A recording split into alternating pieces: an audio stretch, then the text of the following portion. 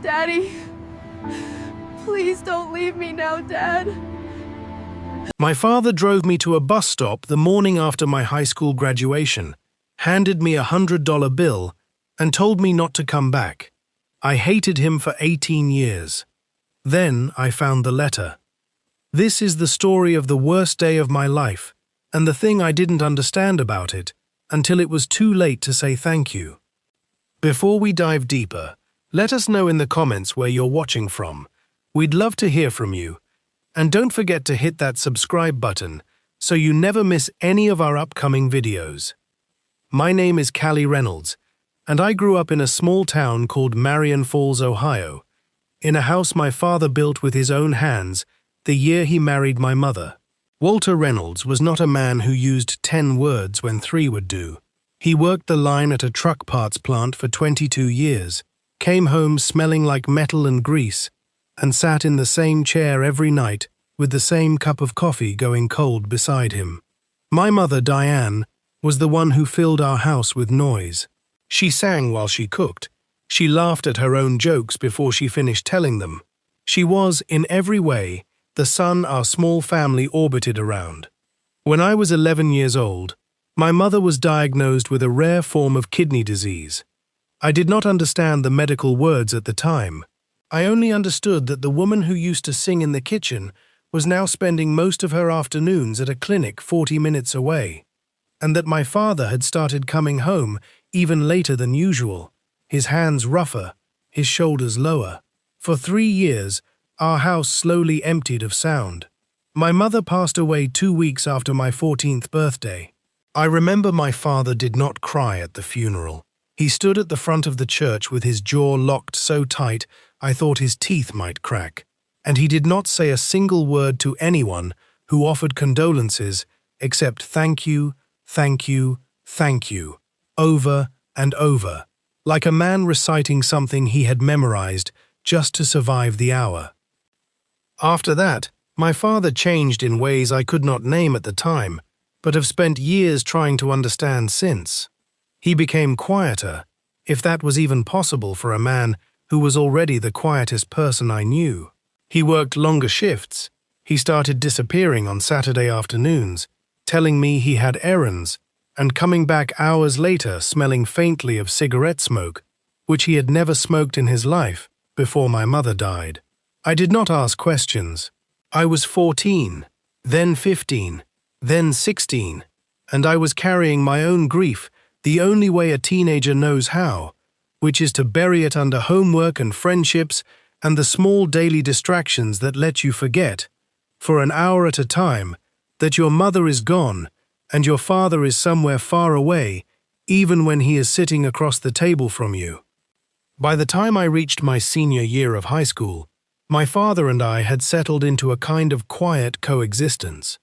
We were not close, not the way we had been when my mother was alive and acted as the bridge between us. But we were not enemies either. He came to my volleyball games and sat in the back row without saying much. He signed my college applications when I asked him to, his signature quick and cramped, like he wanted to get the pen off the paper as fast as possible. I got into a state university 2 hours away, and I remember telling him the news at the kitchen table, expecting some kind of reaction, pride or excitement, or even just a smile. Instead, he nodded once, said, "Good," and went back to reading the newspaper. I told myself that was just who he was. I told myself a lot of things that year, trying to make sense of a man who had become a stranger to me in his own house. Graduation day arrived on a warm morning in late May. My father sat in the bleachers of our high school gymnasium in the same brown suit he had worn to my mother's funeral 4 years earlier, and when they called my name, I looked for him in the crowd and saw him clapping, slow and steady, his face unreadable from that distance. That night, my best friend Marissa threw a small party at her house, and I stayed out late, high on the particular kind of joy that only exists on the last night of something ending and something else about to begin. When I got home just after midnight, my father was still awake, sitting in his chair in the dark living room, the television off, his hands folded in his lap, like a man waiting for a bus that was already late. He told me to pack a bag. Not a suitcase for a trip, he said, but everything I would need for a while. I remember laughing at first, thinking it was some strange joke, but his face did not move, and something in his stillness made the laugh die in my throat. I asked him what was happening, and he said only that we would talk about it in the morning. I did not sleep that night. I lay in my bed listening to him move through the house, opening drawers, closing closets, the sound of cardboard boxes being folded in the garage at 2 in the morning. I told myself it was nothing. I told myself a lot of things that night too. At 6 the next morning, my father knocked on my door and told me it was time to go. I came downstairs to find one duffel bag already packed and sitting by the front door, filled with clothes I recognized as mine, folded more carefully than I had ever folded them myself. I asked him where we were going, and he said the bus station in Columbus. I asked him why. He did not answer. We drove the whole way in silence, the radio off, the Ohio countryside sliding past the windows, in shades of green and gray, and I remember staring at the side of his face, waiting for some explanation that never came. I was 18 years old, and I had never in my life felt so completely unknown to the man who raised me. When we pulled into the bus station parking lot, my father put the car in park but did not turn off the engine. He reached into his coat pocket and pulled out a single $100 bill, folded twice, and held it out to me without looking at my face. I did not take it at first. I asked him again what was happening, my voice cracking in a way I was embarrassed by even as it happened.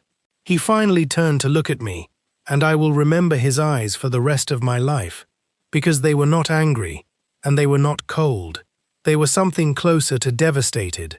Though at 18 I did not have the vocabulary yet to recognize devastation, when I saw it sitting 3 feet away from me in the driver's seat of our family car. He told me there was a bus leaving in 40 minutes for Denver, Colorado, where my mother's older sister, my Aunt Patricia, was expecting me. He told me he had already spoken with her, that she had a spare room, that she would help me get settled and find work or continue with school if I chose to. And then he said the words I have carried with me every day since. He told me not to come back. He did not explain why. He did not tell me what I had done wrong, because I searched my memory for years afterward and could never find a single thing that justified what felt, at the time, like the total abandonment of the only parent I had left.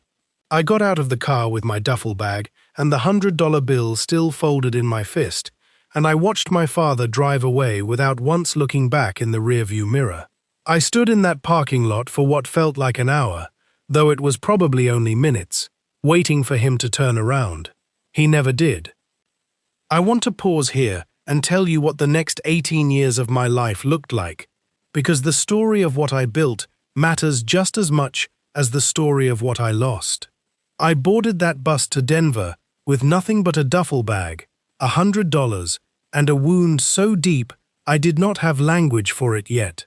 My Aunt Patricia, my mother's sister, met me at the Denver bus station with red eyes and open arms, and she never once, in all the years that followed, told me why my father had sent me to her. I asked her constantly in those first few months. Every time, she would grow quiet, tell me it was not her story to tell, and change the subject. I resented her silence almost as much as I resented my father's, though I understand now that she was keeping a promise to a man she loved like a brother, even when that promise cost her my trust for years. I finished my last credits of high school through a program in Denver, enrolled in community college the following fall, and eventually transferred to the University of Colorado, where I studied nursing, the same field my mother had spent her final years surrounded by. I threw myself into my studies the way some people throw themselves into work to avoid feeling, because as long as I was studying, I did not have to think about a father who had put me on a bus and driven away without looking back. I graduated with honors. I got a job at a hospital in Denver. I met a man named Thomas Bennett in my second year of nursing school, a quiet, steady man who reminded me, in the best ways, of who my father used to be before my mother died. We married when I was 24. We had our first daughter, whom I named Diane after my mother, 2 years later, and a son, whom we named Walter, though I never told Thomas that giving my son my father's name felt less like an honor and more like a wound I could not stop picking at. For 18 years, I did not speak to my father. Not once. Aunt Patricia would occasionally mention that he had asked about me, that he had sent a card on my birthday that she kept in a drawer because I told her I did not want to see it, that he had shown up at her house one Christmas and stood on the porch for 20 minutes before driving away without knocking. I told myself I did not care. I told myself that a father who could put his own daughter on a bus with $100 and tell her not to come back did not deserve to be forgiven, no matter what excuse he eventually offered. I built a life 2,000 miles away from Marion Falls, Ohio, and I convinced myself that the distance was permanent, that the wound had scarred over completely, that I had moved on. I was wrong about almost all of it, though it would take a phone call on a Tuesday afternoon in October to prove it to me. The call came from a number I did not recognize, a Marion Falls area code I had not seen in nearly 2 decades. It was a woman named Carol Whitfield, a neighbor who had lived 3 houses down from us my entire childhood, a woman who used to bring over casseroles when my mother was sick. She told me, in a voice that shook with the particular gentleness people use when they are about to break your heart, that my father had suffered a massive heart attack 2 days earlier while working in his garage, and that he had not survived it. She told me the funeral home needed to reach next of kin, and that my father's will listed me as his sole heir and the executor of his estate. I remember sitting on my kitchen floor for a long time after that call ended, the phone still in my hand, feeling an emotion I could not name, something tangled between grief and fury, and a strange, hollow guilt that I still cannot fully explain even now. I flew back to Ohio 3 days later, leaving Thomas and the children in Denver, telling myself I would handle the funeral arrangements and the paperwork as quickly and clinically as possible, and then fly home and close that chapter of my life permanently. Marion Falls had not changed much in 18 years. The truck parts plant where my father had worked for over 2 decades had closed down in the early 2000s, replaced by a distribution warehouse on the same lot. Main Street still had the same hardware store, the same diner, the same small-town quiet that had once felt suffocating to me as a teenager and now, oddly, felt almost like a comfort. I checked into a motel on the edge of town rather than stay in the house I grew up in because I was not ready, not yet, to walk through that front door. The funeral was small. A handful of my father's co-workers from the old plant, now retired themselves, a few neighbors, Aunt Patricia, who had flown in from Denver ahead of me and stood beside me at the graveside, with her hand gripping mine the entire time. I did not cry during the service. I stood in the same church where we had buried my mother 18 years earlier, and I felt strangely detached from the whole event, as though I were watching someone else's life from a great distance. It was only afterward, while going through his house to prepare it for sale, that everything I thought I understood about my father began, piece by piece, to come apart. The house itself was smaller than I remembered, the way childhood homes always are when you return to them as an adult. Most of the rooms were untouched, frozen in time. My old bedroom still painted the pale yellow I had chosen at 13. My mother's side of the closet still holding a handful of her dresses my father had never been able to bring himself to donate. It was in his bedroom closet that I found a small metal key taped to the underside of a shoebox lid, along with a printed receipt for a self-storage facility on the outskirts of town, a monthly payment my father had apparently been making without fail for close to 18 years. I sat on the edge of his bed for a long time holding that key, trying to understand why a man with so little would spend nearly 2 decades paying to store something he never mentioned to anyone, not even to Aunt Patricia, as far as I could tell. I drove out to the storage facility the next morning, a low row of corrugated metal units off Route 9, and found unit number 114 exactly where the receipt said it would be. My hands were shaking as I fitted the key into the padlock, and I remember standing there for a full minute before I finally rolled the door up. Inside, stacked with a neatness that surprised me, were boxes labeled in my father's cramped handwriting. Callie, High School. Callie, Nursing School. Callie, Wedding. Callie, Children. I stood in the doorway of that unit for a long time, staring at boxes that should not have existed, because as far as I knew, my father had not spoken to me, had not seen me, had not been part of a single one of those moments in 18 years. I opened the first box with hands that would not stop trembling, and inside I found newspaper clippings, dozens of them, carefully cut and preserved in plastic sleeves. A local paper had run a small feature on my nursing school graduation, my name buried in a list of regional students earning honors, and my father had somehow found it, clipped it, and kept it. There were printouts from the hospital's newsletter mentioning an award I had received for patient care 5 years into my career.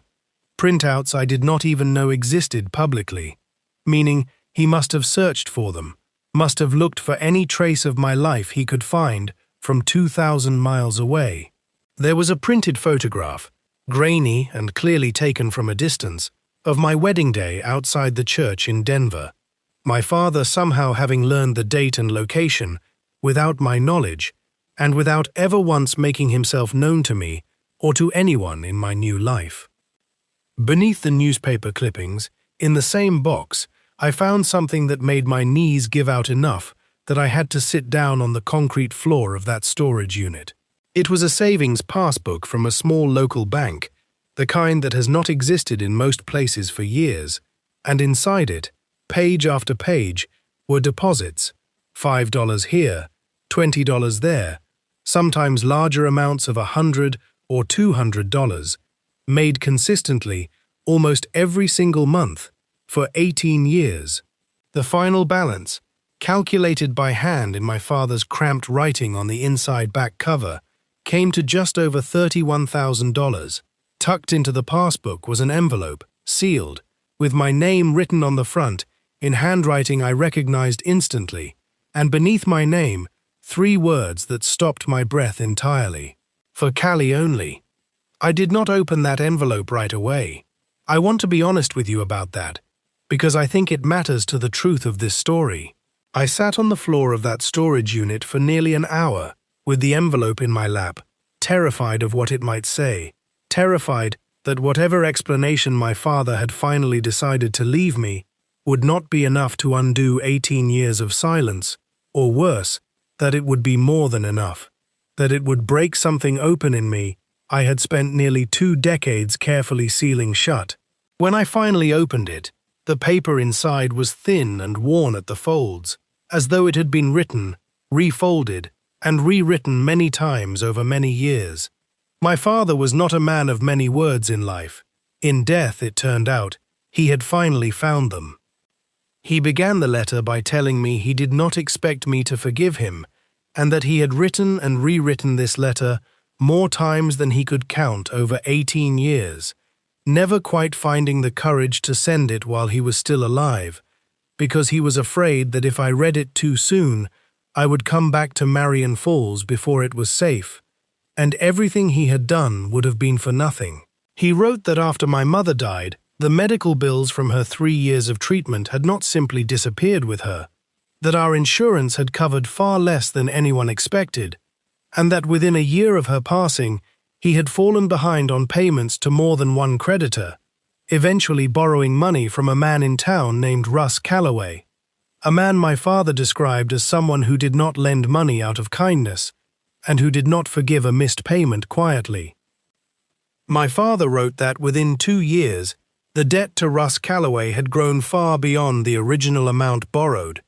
Compounded by interest terms, my father admitted he had been too desperate and too proud to question closely enough at the time.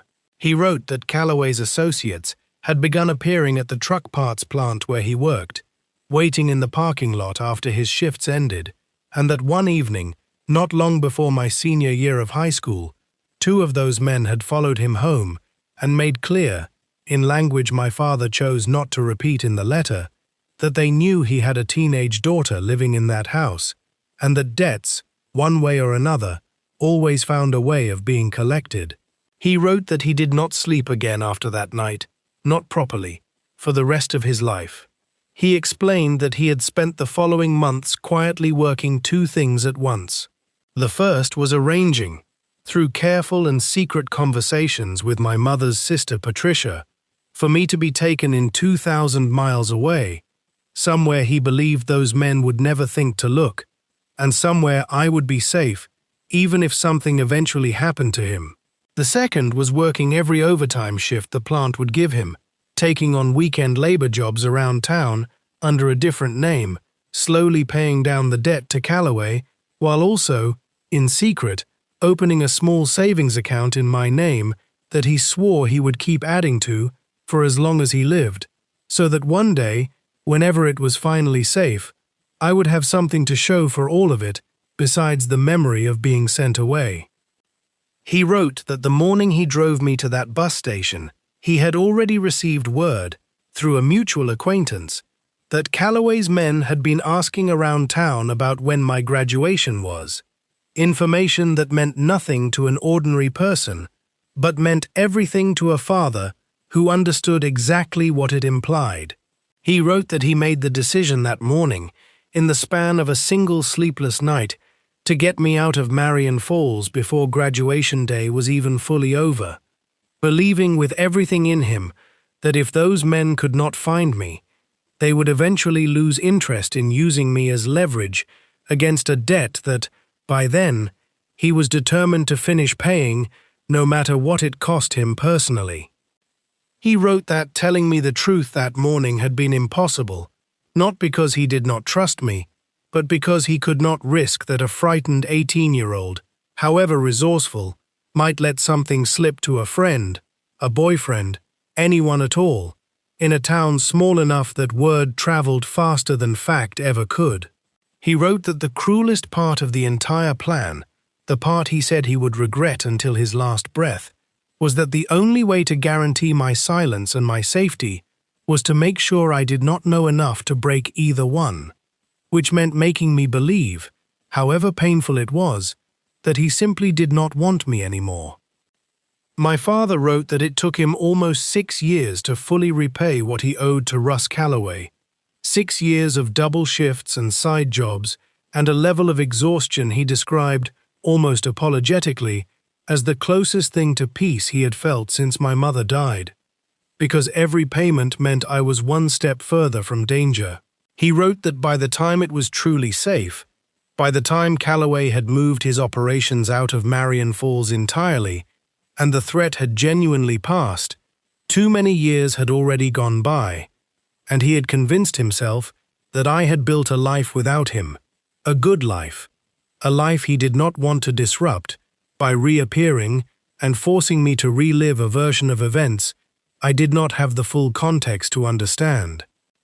He wrote about watching from a distance instead, the newspaper clippings, the searches, the photograph from my wedding taken through a chain-link fence outside the church, because he could not bring himself to walk through the doors and risk the disruption his presence might cause on what was supposed to be the happiest day of my life. He wrote that he told himself every single year on my birthday that this would finally be the year he called, and every single year, the fear that I would hate him, the fear that I would ask questions he still was not ready to answer even a decade later, kept him standing at Patricia's porch railing instead of knocking on her door. Near the end of the letter, my father wrote something I have read so many times since that I know it by heart. He wrote that he understood, more than anyone, what it meant to send away the only family he had left in order to protect her, and that he had spent 18 years hoping I would someday understand that the cruelest thing he ever did to me was also the only thing that guaranteed I would be alive and safe and free to build the life I eventually built. He wrote that the $31,000 in that savings account was never meant to replace the years he had taken from us both. He wrote that it was only ever meant to be proof, whenever I was finally ready to see it, that not one single day had gone by when he had stopped being my father, even from 2,000 miles away, even in complete silence. I sat on that concrete floor for a long time after I finished reading, the letter shaking in my hands, and I want to tell you honestly that what I felt in that moment was not the clean, simple relief you might expect from a story like this. It was something far more complicated, a grief so much larger than the one I had already carried for 18 years, because now I was grieving not only the father I had lost 2 weeks earlier, but the 18 years we had both lost, while he stood on a porch too afraid to knock, and I stood 2,000 miles away, too hurt to ask why.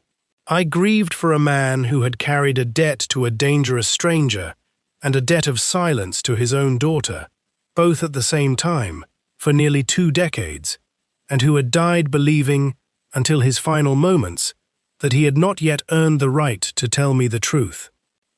In the weeks that followed, I learned more of the story from Aunt Patricia, who finally felt free, now that my father was gone, to fill in the pieces she had promised him she would never speak of while he was alive. She confirmed the arrangement, the secret phone calls between her and my father in those early months, the fear that had kept her from ever telling me the truth even when I begged her for answers as a heartbroken teenager. She told me that my father had called her every single year on my birthday, not to speak to me, but simply to ask if I was well, if I was happy, if there was anything she could tell him about the life I was building, without revealing that he was asking. She told me he had cried on the phone with her only once in 18 years, the night I got married, not because he was sad, she said, but because he finally believed, for the first time, that everything he had sacrificed had actually been worth it. I want to tell you what I did with that $31,000 because I think it matters to how this story ends. I did not spend a single dollar of it on myself. I used it to establish a small scholarship fund at the community college in Denver, where I first started rebuilding my life after that bus ride 18 years earlier. A fund specifically for students who are estranged from a parent or guardian and need help finishing their education without family support.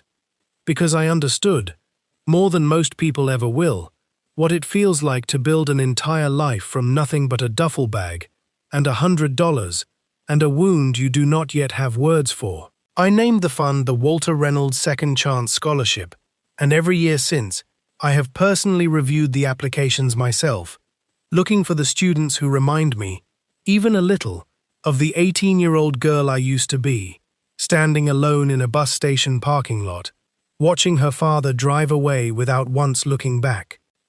I still do not know, and I do not think I ever fully will, whether my father made the right choice that morning.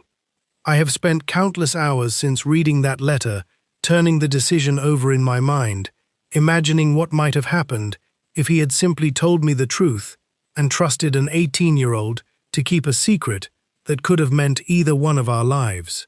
I do not think there was a right choice available to him, only a father doing the best he could with an impossible situation and a debt to a dangerous man that he alone had to solve. What I do know, what I have come to believe with total certainty in the years since I found that letter, is that my father never once, in 18 years of silence, stopped being exactly who he had always been. A quiet man who loved his daughter more than he ever had the words to say, and who chose, in the only way he knew how, to say it anyway. I visit his grave every year now, on the anniversary of the morning he drove me to that bus station, and I bring a folded $100 bill and leave it on the headstone before I go.